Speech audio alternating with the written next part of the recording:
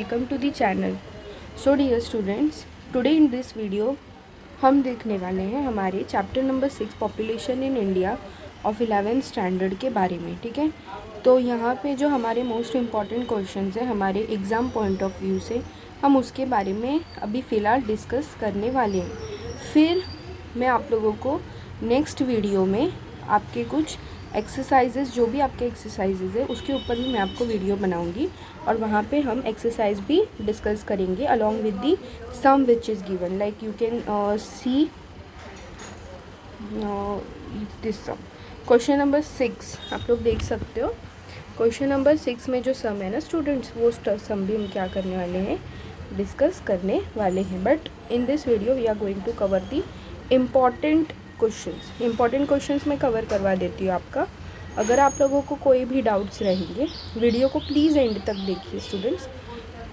और अगर वीडियो आप लोगों को पसंद आएगा तो प्लीज़ लाइक कीजिए, शेयर कीजिए और चैनल को सब्सक्राइब करके रखिए ताकि all the important videos related to your studies आप तक पहले पहुँच सके. ठीक है, तो हम आज इम्पॉर्टेंट क्वेश्चन कवर करेंगे. अगर आपको कोई भी डाउट्स रहेंगे तो आप मुझे कमेंट सेक्शन में कमेंट करके भी पूछ सकते हो. I will surely reply to your comments. Okay. So, chapter number 6, population in India. Population means what? देखो, in economics everything is independent, like interdependent. Sorry, interdependent का मतलब ये होता है कि अब तक हमने जो भी चैप्टर्स पढ़ी, जैसे इसके पहले हमने पढ़ा था रूरल डेवलपमेंट. ठीक है, रूरल डेवलपमेंट ना होना, देन पॉपुलेशन इन इंडिया. अगर समझो पॉपुलेशन जो है वो बहुत ज़्यादा बढ़ने लगेगा, ठीक है, तो फिर क्या होगा, बहुत सारी चीज़ों में क्या हो सकता है, हमें इश्यूज़ झेलने पड़ सकते हैं. जैसे कि फॉर एग्ज़ाम्पल अगर समझो पॉपुलेशन बहुत ज़्यादा बढ़ रहा है तो जैसे कि हम जॉब अपॉर्चुनिटीज़ देखते हैं, तो समझो कोई सीए का एग्ज़ाम होगा या कोई भी गवर्नमेंट जॉब जब होता है ना, तो उसके जो पोस्ट होते हैं, जो नंबर ऑफ़ पोस्ट, वो बहुत ज़्यादा कम होते हैं. जैसे कि अगर समझो सीए, जैसे बोला जाता है कि मुंबई के अंदर सीए के लिए सिर्फ 50 पोजीशंस होते हैं, बट एस्पिरेंट्स कितने होते हैं, मतलब जो कैंडिडेट एग्ज़ाम देने वाले हैं there are in lakhs, like 10 lakhs 15 lakhs ऐसे होते हैं. तो अगर पॉपुलेशन डे बाय डे बढ़ते जाएगा तो क्या सबको उनके अकॉर्डिंगली वाला जॉब मिल पाएगा क्या? No, of course not. तो ऐसे लोगों के लिए जॉब अपॉर्चुनिटीज़ बहुत ज़्यादा कम होने लगेंगी. ठीक है, हमारे पास रिसोर्स कम होने लगेंगे, है ना. अगर कहीं पे समझो तुम्हारा ही घर है, तुम्हारे ही घर में इनकम था 20,000 रुपये, उस पर 4 जन का जो भी खर्चा था वो कवर अप हो रहा था. बट वही अगर 6 हो गए, 7 हो गए, शादी हुई, बच्चे हुए, 6 हो गए, 7 हो गए, अगर पॉपुलेशन बढ़ गया तो उससे क्या होने वाला है, इनकम अगर उतना ही रहेगा और बच्चे या फिर पॉपुलेशन बढ़ते जाएगा तो उससे क्या होने वाला है, क्या वो लोग सेटिस्फाई हो पाएंगे क्या, उनकी ज़रूरतें पूरी हो पाएगी उस 20,000 में? नहीं, उनको क्या करना पड़ेगा, कॉम्प्रोमाइज़ करके चलना पड़ेगा. तो this are the many issues which we are going to study in this chapter. हम ये पढ़ने वाले हैं कि पॉपुलेशन कैसे बढ़ता है, birth rate, what is the birth rate, what is the death rate, causes क्या है बर्थ रेट के, डेथ रेट की क्या कॉजेज़ है, फिर उसके बाद स्टेजेस कितने हैं उसके अंदर. तो ये सारी चीज़ें आज हम इस वीडियो में डिस्कस करेंगे स्टूडेंट्स. जितना कवर अप हो पाएगा उतना हम करेंगे एंड देन जो बच जाएगा वो हम लोग क्या करेंगे, नेक्स्ट वीडियो में करेंगे. और अगर कुछ एडिशनल इन्फॉर्मेशन आप लोगों को चाहिए होगा तो आप लोग मुझे कमेंट सेक्शन में कमेंट करके बता सकते हो. तो I will surely reply to your comment और मैं उसके ऊपर ट्राई करूँगी वीडियो बनाने का. Okay, so let's start with our video. तो ये आप लोग देख सकते हो इंट्रोडक्शन. फिर ये ट्रेंड्स से हम डिस्कस करें. ट्रेंड्स का मतलब क्या है कि कौन से टाइम पे कैसा चल रहा था. जैसे 1911 में सेंसस, आप लोगों को पता है ना, 10 years के गैप में सेंसस डिस्कस किया जाता है, जनगणना निकाली जाती है. उससे ही हमें पता चलता है ना हमारे देश में कितनी पॉपुलेशन है. तो जनगणना जो होता है 1911 में पॉपुलेशन था 25.2 करोड़. ठीक है, तो वो टाइम पे तो ग्रोथ रेट उतना नहीं, हम कंपैरिजन में ग्रोथ रेट निकालते हैं ना, तो वो उतना पता नहीं चलेगा. फिर दूसरे साल में 1921 में 25.1 करोड़ हुआ, मतलब कम हुआ. ओके, पॉपुलेशन क्या हो गया, कम हो गया. तो फिर वो क्या होगा, -0.03 एवरेज ग्रोथ था. फिर 1931 में कितना हुआ, वो 27.9 हुआ, तो 1.0 हो गया. फिर वो पॉजिटिव हो गया क्योंकि वो बढ़ गया था. कम होगा तो नेगेटिव हो जाता है, बढ़ गया तो पॉजिटिव. फिर 1941 में, बस वो कम कब हुआ था, 1921 में ही हुआ था. अदरवाइज़ आप लोग जो भी देखोगे अभी तक 2011, आप लोगों को पता है ना, अभी तक हमारे यहाँ पे सेंसस नहीं हुआ है। एज़ पर दिस स्केड्यूल हमारा जो सेंसस है वो 2021 में हो जाना चाहिए था, बिकॉज लास्ट वाला जो हुआ था दैट वाज इन 2011, तो अभी हो जाना चाहिए था 21 में, but due to the pandemic होने की वजह से क्या हो गया, ये अभी तक हुआ नहीं है। अभी बीच में भी बोल रहे थे होगा, बट अभी तक फ़िलहाल हुआ नहीं है। ओके, अदरवाइज़ वो हो जाना चाहिए था 1921 में। तो यहाँ पे 31.9, उसके बाद 36.1, फिर 43.9, as per this ratio the average were been decided. ठीक है, तो ये था हमारा ट्रेंड्स मतलब कैसे चेंजेस आते। ट्रेंड हम कैसे बोलते हैं, चेंजेस आए ना, पहले ये चलता था अब ये चल रहा है, पहले यहाँ पे घर था अब यहाँ पे बंगलो है, पहले इसके पास गाड़ी थी, 2 व्हीलर थी और 4 व्हीलर है। तो ट्रेंड्स चेंज होते, कभी भी सेम नहीं होते। ठीक है, फिर ये देख सकते हो आप लोग, इसी स्केड्यूल के बेसिस पे यहाँ पे मार्जिनल डिक्लाइनिंग पॉपुलेशन दिया गया है। ठीक है, मार्जिनल डिक्लाइन इन पॉपुलेशन कब हुआ था, 1911 से 1921 में। डिक्लाइन देखो, सिर्फ एक ही बार में पॉपुलेशन डिक्लाइन हुआ था ना, 25.2 से 25.1 पे गया था, तो वही है हमारा मार्जिनल डिक्लाइन इन पॉपुलेशन। ठीक है, there was a marginal decline in population from 25.2 crore in 1911 to 25.1 crore in 1921. Thus, there was negative growth rate due to the spread of epidemics such as influenza, cholera, plague, malaria, etc.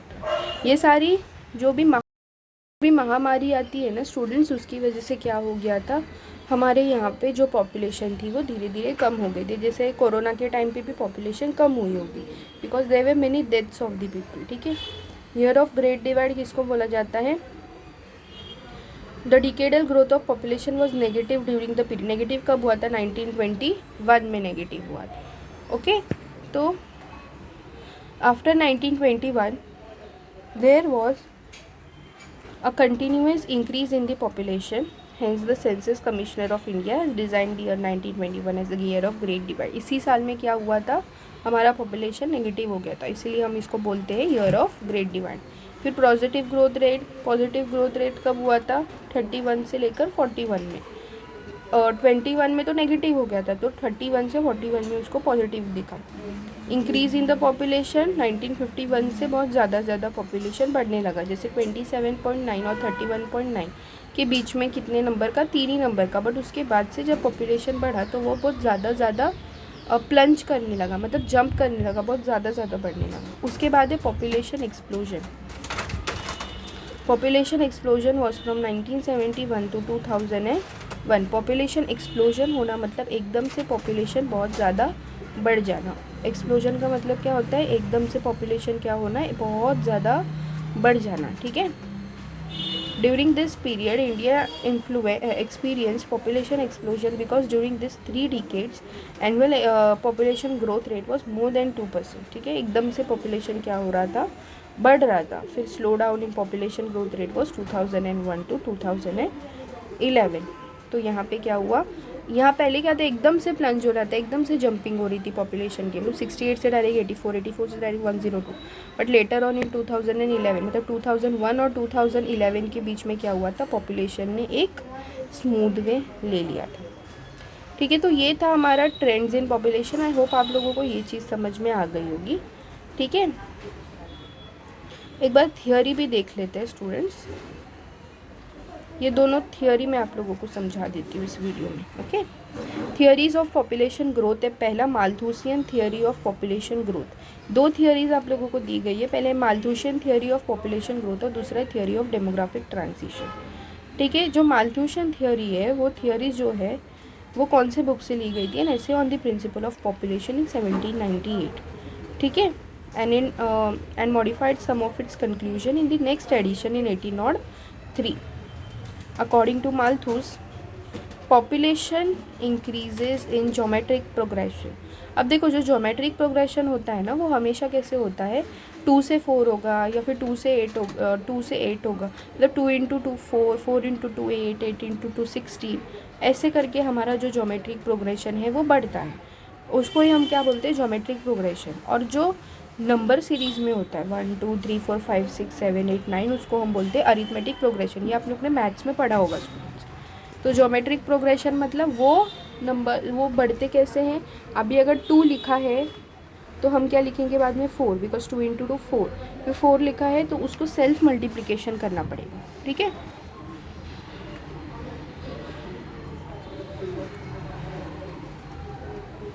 To to ज़ा 4, फिर 4 2 ज़ा 8, मतलब जो पहला number है उससे क्या करोगे, मल्टीप्लाई करते चलोगे जो भी तुम्हारा प्रोडक्ट आ रहा है उसको।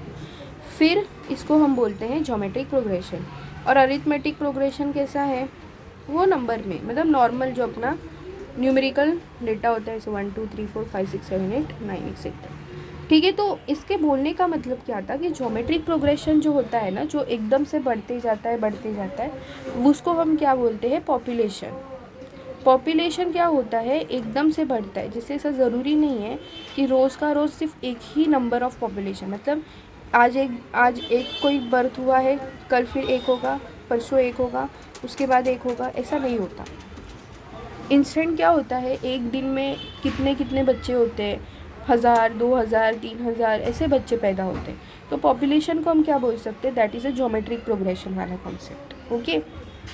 वहीं अपोजिट साइड में जो हमारा रिसोर्स होता है, रिसोर्स मतलब कैसा, जो हमारे पास जो भी चीज़ों की ज़रूरत चाहिए, मतलब अब कोई अगर बर्थ हो रही है किसी पर्सन की, तो उसको ज़रूरतें भी तो पूरी होनी चाहिए ना, एजुकेशन, हेल्थ, जॉब, एवरीथिंग। तो वो कैसा है, वो हमारा है रिसोर्स, मतलब जिन चीज़ों की हमें इस दुनिया में आने के बाद हमें जिन चीज़ों की ज़रूरत पड़ने वाली, वो लिमिटेड है।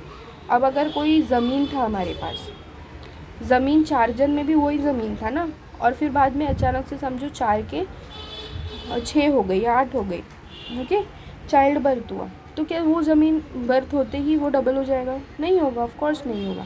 तो इसका मतलब ये है कि रिसोर्स उतना ही रहेगा, पॉपुलेशन क्या होगा, it will be a geometric. वो कैसा चेंज आने वाला है, ज्योमेट्रिक चेंज आने वाला है। और पॉपुलेशन हमारा धीरे धीरे, सॉरी, रिसोर्स हमारा क्या होता है, धीरे धीरे बढ़ता है, ओके। बट हमारा जो ये है पॉपुलेशन है, वो कैसा होता है, एकदम से चेंज लेता है। तो यही था हमारा माल्थुसियन का theory. Malthus states that correction of the imbalance can be done by introducing preventive checks such as late marriage, moral restraint etcetera. He also mentions about positive और natural check such as natural calamities. Natural check operate and wash out the excess population and thus balance is maintained. However, preventive checks are more dependable out of 2. Preventable check मतलब क्या हुआ, birth rate और death rate पे control लाना। और natural check मतलब natural calamities आती है ना, फ्लड, सुनामी, ये सारी चीज़ें, वो सारी चीज़ों का होना।